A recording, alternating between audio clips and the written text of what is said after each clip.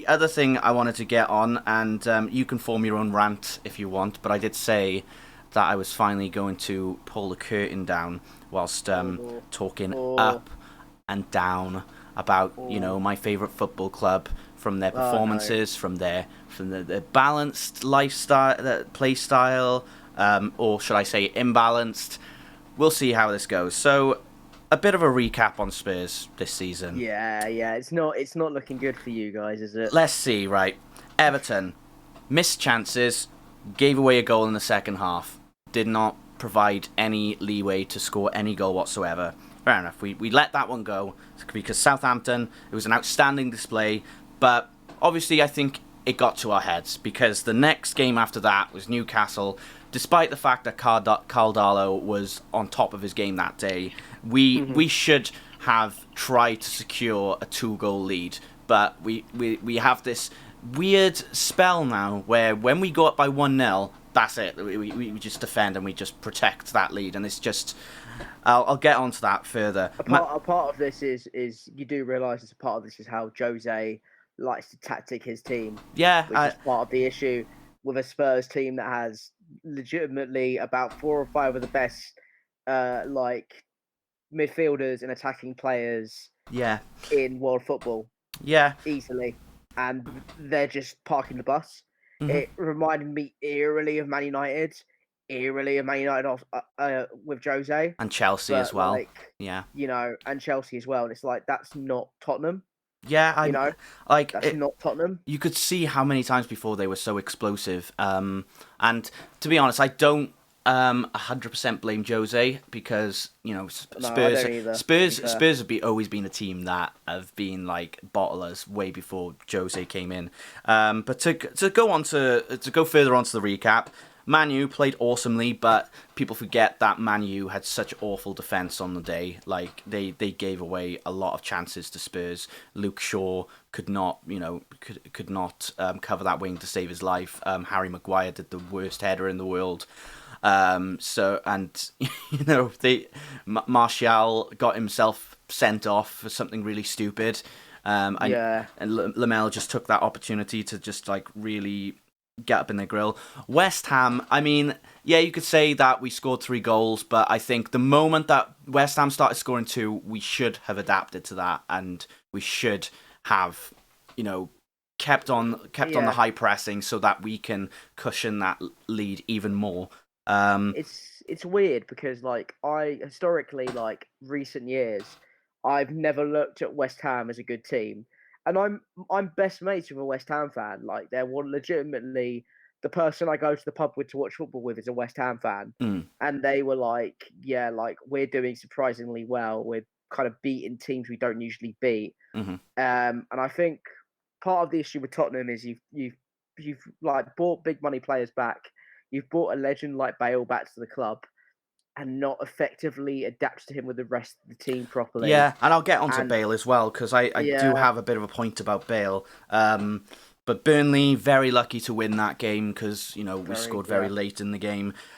Bale saved the day against Brighton. I'll give him a lot of credit to that. Oh, we've got them today. We've got them today. So Yeah, yeah, I'm um, you know, Ben's a Brighton fan on the podcast, and he was like, "Yeah, we're gonna get you're gonna murk us." I'm like, yeah. "Hopefully," but we haven't been playing too well either. So I think Jose's problem is I don't think he's trying to get enough out of Bale because I think he's playing Bergwijn in these bigger games, and Bergwijn at the moment he can find the spots to score, but his finishing is just way off, and I think he needs that practice. If he wants to be a clinical finisher, and that's something we're missing on the right hand side. On the left hand side we've got Son, who is clinical as well as Kane, but that right hand yeah, side you need to have that unexpected, that element of surprise if you want to win football games, because if you just have Kane and Son, people are going to expect to cut to mark Kane and Son, and they're going to mm, score. They're not going to score as much. But if you have that clinical finisher on the right hand side, it does put even more pressure on the opposition. And I think for the least amount of games that Bale has been in so far, he's actually scored more than Bergwijn. And and even in big games like Brighton, and he's it's one of those things where I don't feel like he is being used enough. It's going back to Real Madrid, and I feel like I understand if they want to use Bergwijn's a younger player. Let me just message him back now. Yeah. Like honestly, like I love Tottenham. Well, I don't love Tottenham. I take the piss out of you guys on a regular basis, but I have some begrudging level of respect for you guys. Um, and like I'm a little bit annoyed because like I thought after the documentary, the All or Nothing documentary, I was on your guys' side a little bit because I was like, oh, good, Jose wants to do something good with this team, and I don't think it's entirely his fault. I think there's some players on that team that just want to kind of just take their paycheck and fuck about, and there's players that legitimately want to get on the pitch and win titles. Hmm. But the problem is that with that is that all the players that want to win titles will, Real Madrid or any of the other bigger teams in the league abroad or in England are going to go, oh yeah, we'll buy those players because they want to win titles. Hmm. Um, but will they necessarily get the playtime at a Man City or a Man United or a Real Madrid or a Barcelona? Probably not. Um, but I want them. I want Tottenham to kind of figure their shit out Mm. instead of going, oh, we're going to play like a Jose team or we're going to play like Tottenham. Yeah. It's just a bit. Yeah. By all means, you got Jose's tactics in mind, but you do have to be adaptive as a player. If you don't, then you're not gonna you're gonna get easily anticipated by the opposition. Because there's the It's same like for West in the Brom. All or Nothing documentary with Danny Rose, and he was moaning about not wanting to be at Tottenham and feeling like he wasn't getting enough play time, and that he only wanted to be transferred to another team in the top flight. And obviously, he was an older player, and Jose was actually trying to reason with him. I was actually on Jose's side. Yeah, so was I. Because On historically, I've never really been on Jose Mourinho's side and everything, but I watched it and I was like, Jose is actually being really reasonable here, and actually doing what he's supposed to be doing as a coach, as a manager, mhm, as a mentor to the team, yeah. and you're just not fucking listening to him. Hmm. And I reckon there's a few dirty eggs in that locker room not listening to him, Hmm. and it angers me because I think Jose, out of maybe other than maybe Pep, he's I'd say Jose's a slightly better manager than Klopp, but that's because he's definitely won more top trophies for teams and coached better players than Klopp so far. Hmm. If I discount half of Liverpool's like upfront attacking capabilities, honestly, like they just need to sort this shit out. They need to listen to Jose, Hmm. but they also need to figure out, do they want to play like a classic Tottenham team, um, obviously at like and improve upon that, or do they want to play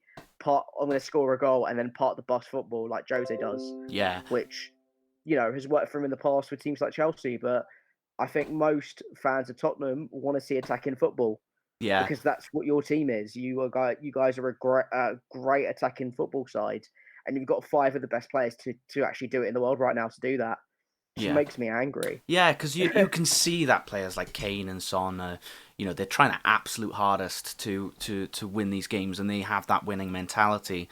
But I feel like there's those players as well that just give up too easily. They just get too comfortable with a win, and then they just pull back. And you've seen it in the like, to their saving grace, they won on my birthday against Man City. Happy about that. Hey, But happy days. Crystal Palace should not have drawn that game. There was, No. you could see in the second half after Tottenham scored that goal that Crystal Palace were getting further. They were pressing higher and higher, and Tottenham should have pressed back, but no, they just dropped back. They dropped back and they just retained that. And people will tell me, yeah, but mate, you're at the final of a Carabao Cup or whatever. I'm like, yeah, but here's the thing with the Carabao Cup. We beat Chelsea very, very closely, very luckily, because of a mistake made by Mason Mount. That's not something to go, oh yeah, we whooped your asses or whatever. And then No, we've, I think I hate to say this, but Chelsea are a slightly better team than you I think on so. a good No, day. I think so. A Like, slightly better team. Also that team has been training for 2 or 3 years to get good together. Yeah. And I think Tottenham has gone, oh, we've got Bale back, we've got a few new ones, and obviously you've got the old team there going, and half of the team can't be bothered because they don't have a sense of direction, and that's a big factor. But yeah, you did beat Chelsea, you capitalised on a mistake, and yes, you're in a cup final, But but Man City played Man U, and we played Stoke and Brentford. I know they've been good in their own divisions, but I'm gonna do you a bit of a disservice here, but I don't want to say this. You guys are kind of like the Atletico Madrid of the Premier League. I know. I don't want to say that because I actually like Tottenham and I fucking hate Atletico Madrid. I mean, I don't like. There's a few fans of Tottenham that I can just go. It's like England fans. It's coming home and all that kind of stuff. I understand the support, but don't get a bit too over your head and then start throwing a hissy fit when you lose. Because it was back in the World Cup, we didn't really have the most difficult of thingamajigs. We didn't have the most difficult of opponents. We had Sweden.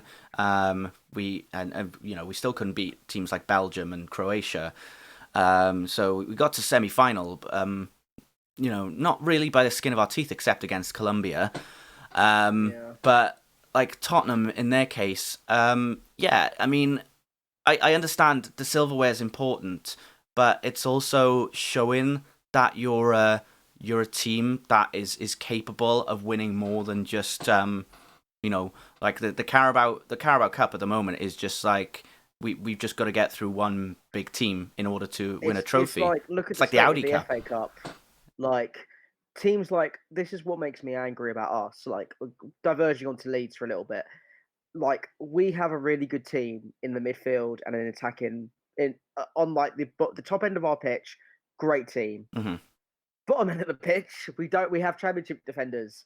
So when we play in a tournament like the FA Cup, we're going to get eaten up alive by most major Premiership teams and maybe some non-league sides, because that is what the FA Cup and Carabao Cup has become. It's become a bit of a proving ground for clubs that are a bit lesser than the top 5, top 6 positions, which it should be, because obviously I like an FA Cup surprise. I like a underdog story, and I like having that narrative in football. But at the same time, like these teams have got to prove that they deserve to be there, and also deserve to win the league as well. Yeah. Or to get in a good position to be in a Champions League or a European League spot. And it's like what I've been saying for months about Leeds. Like I wanted us to get the 7th. I would have been very happy with 7th or like 8th or 10th. But we're definitely mid-table fodder right now. Yeah. Unless we get some more defenders. Yeah. And then I can start bragging about how we're the greatest again, like I did most of last year, like the smug prick I am. Yeah. So yeah. I just think it's all well and good saying, oh well, there's so many games left, we can we can pick it back up, blah blah blah. But this shouldn't have had to happen in the first place. You shouldn't have to leave yourself. I got so angry about it. That's why you shouldn't have to put yourself in a corner where you have to say, well, we got to work 5 times as hard now in order not to let the opposition score. Because when we scored that goal against Fulham this week, I was just like, well, I can sense Fulham are going to score in the second half. I just know it's coming. And what happened? It came. It came in the 74th minute, and I was just like, yep, knew it. Knew it. That is always. And always. The problem is, I think my big issue with counter-attacking football is when the limitation of chances. Like I've seen, high pressing teams like Liverpool. They do a lot of attempts, but eventually they get that goal in. And that's how they widened the gap between many other teams last season. But us with these close, very close wins, we shouldn't really have that close of a win all the time. You know what makes me angry?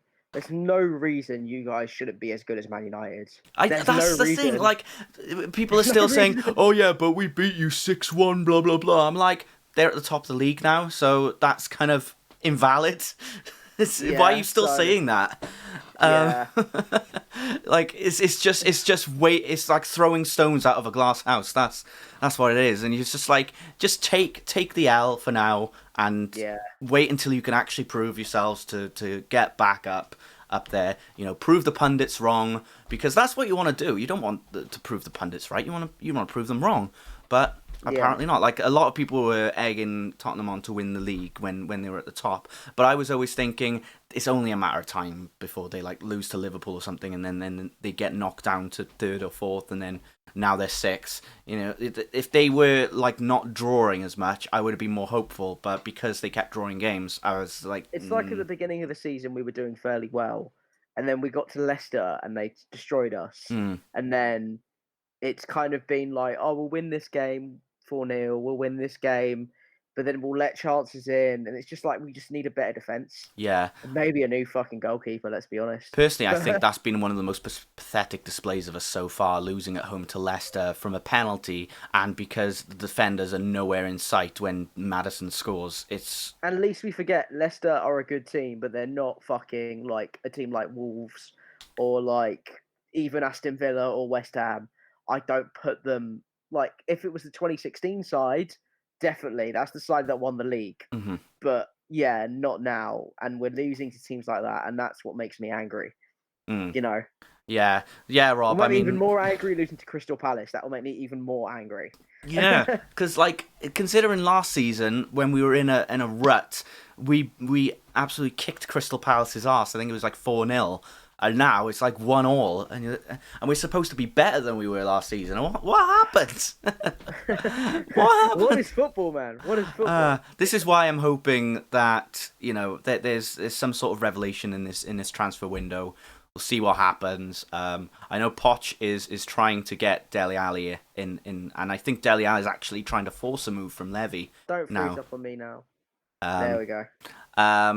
what else have I heard from the transfer window so far? I know that there's been talks about defenders. I For us as well. Yeah, I think Jose's been open of re-signing Christian Eriksen, and people are like saying, "Oh, do you realize how much of a baby he was before he left?" I'm like, he was no Danny Rose, definitely not a Danny Rose. He wanted to No. leave because he wanted a new sort of he wanted a new challenge, and it wasn't what he expected, and that's fair enough. It's like the story of the prodigal son.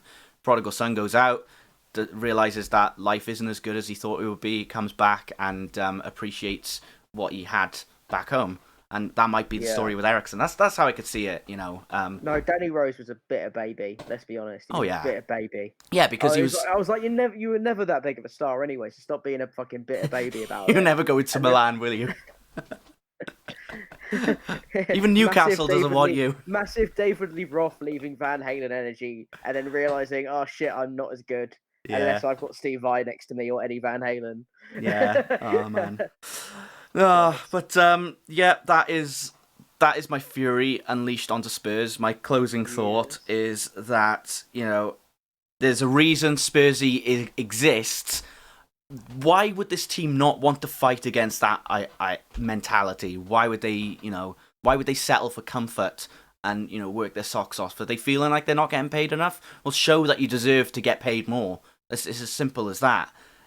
Win those Yeah. win those trophies. Get more of an investment in to pay off that stadium, and then more things will come.